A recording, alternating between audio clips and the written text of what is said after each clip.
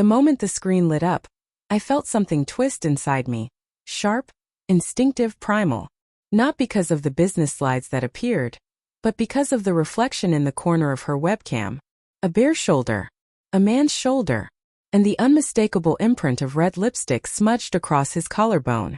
For a full second I forgot how to breathe. Maya didn't notice. She was too busy adjusting her headset, smoothing her hair, and exhaling that nervous little laugh she always did before a big client pitch. A laugh I used to find adorable.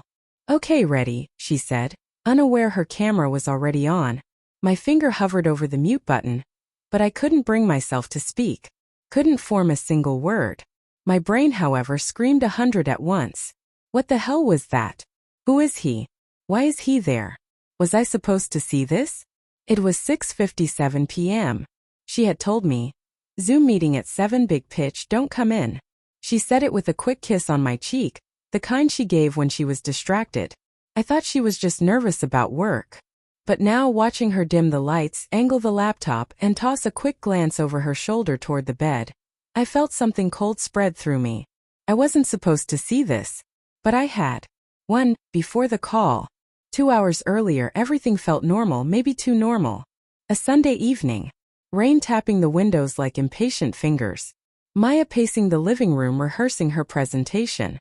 She'd been distant all week, brushing off my attempts at conversation with just stressed babe. Stress had become her excuse for everything lately. For the late nights, the whispered calls in the hallway, the sudden habit of sleeping with her phone under her pillow. I kept rationalizing it. Big promotion. Tough clients. She needs space. Don't be paranoid. Because the alternative, that I was losing her, hurt too much to face without evidence. She disappeared into the bedroom at 6:40 to set up, locking the door. That bothered me. She'd never locked the door for a meeting before. I laughed it off, told myself I was overthinking. But something inside me, a quiet dread that had been growing for months, pressed its palm against my ribs and waited. To the slip. Back on the call, her team joined. Her boss, 2 colleagues, and the CEO of the firm they were pitching to. Maya launched into her presentation, confident, composed, everything I had always admired in her. But I watched none of it. My eyes stayed fixed on the blurred reflection behind her. A man's silhouette shifting under the covers. His arms stretching. The faint sound of a stifled laugh, soft, intimate, too familiar. My heart pounded so loudly I was sure someone would hear it through the mic. And then, the moment that shattered the remaining glass of denial. The man's hand appeared briefly in the frame, lifting her discarded blouse from the bed and tossing it aside. Maya froze. Not visibly enough for her colleagues to notice, but I saw it. A flicker of panic in her eyes. A glance toward the bed so subtle she must have prayed no one caught it. But I did. And she knew I did. Because at that exact second she finally saw my name on the participant list. Her lips parted for a fraction of a second. Fear. Recognition. Guilt. The same 3 expressions that hollow a person out. 3. After the meeting. The second she ended the call, I heard her inhale sharply, like someone about to plunge underwater. She didn't come out for 20 minutes. When she finally did, she looked small. Wrapped in a robe, hair slightly damp, maybe from a rushed shower or tears. "Can we talk?" she whispered. I didn't answer. I stared at her, waiting for the truth to fall out of her mouth. She sat opposite me, hands trembling. "It's not what you think." I laughed. A broken, humorless sound. "Then tell me what I should think." Silence stretched between us, thick, suffocating. Finally she said, It just happened." The 3 words that erase entire histories. "Who is he?" She hesitated. "Someone from work." That stung more than if he were a stranger. Work was her world. The world she had slowly built without me in it. How long? A few months. My stomach clenched. Months. While I cooked for her. Held her through panic attacks. Celebrated her successes. Believed her lies. "Do you love him?" My voice cracked without permission. She closed her eyes. "I don't know." That was the worst answer she could have given. If she had said no, I could hate her. If she had said yes, I could leave. But, I don't know, traps a person in limbo. 4. The unraveling. I found myself asking questions I hated myself for needing answers to. Was it the first time he was here? She shook her head. Has he slept in our bed? A pause. Then a nod. Every betrayal a knife, and she pushed each one in with trembling honesty. I'm not trying to hurt you, she whispered, voice cracking. I never meant for it to go this far.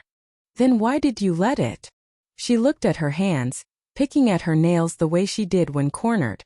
Because I felt invisible. Like we were roommates. You were always working. Always tired.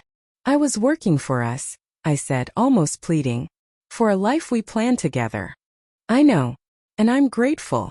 But somewhere along the line I stopped feeling seen. It wasn't an excuse. But it was a reason. And that complexity made it hurt more.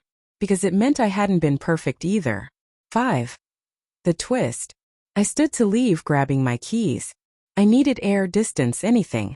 As I reached the door, she said, "There's something else." I stopped. A cold chill ran through me. I ended it. With him. Before the call. I turned slowly. Why? Her voice shook. Because when he kissed me today, I realized I wanted to tell you. I wanted to fix this. I chose you. I stared at her, the irony suffocating. You ended it today, I said. And he was in our bed an hour later? She winced. He came to say goodbye. I didn't know how to make him leave without a scene. So you slept with him one last time? Her silence was the answer. I walked out. But the twist came 2 days later. A message from the man sent to my email. You should know. She wasn't the only one. Attached were screenshots, messages from my phone. From months ago. From someone I had almost been unfaithful with during a rough patch. Someone Maya never knew about. He wasn't exposing her. He was exposing us. 2 betrayals. Parallel. Mutually hidden. Simultaneously destructive. Suddenly, the story wasn't about a cheater and the cheated. It was about 2 people who had both starved emotionally and fed elsewhere. 6. The final blow. I returned home, letter in hand. Maya sat on the couch, eyes swollen, clutching a mug she wasn't drinking from. I need to tell you something too, I said. Her face crumpled before I even spoke. When I confessed, she didn't scream. She didn't throw anything. She just looked defeated. Like we were 2 soldiers realizing we had both caused the war. Where do we go from here? She whispered. I shook my head. Somewhere honest. Even if it's not together. She nodded, tears rolling silently. For the first time in months we sat side by side. Not as lovers, not as enemies, but as 2 flawed humans who had broken each other while trying to fill their own emptiness. And that was the most devastating truth of all.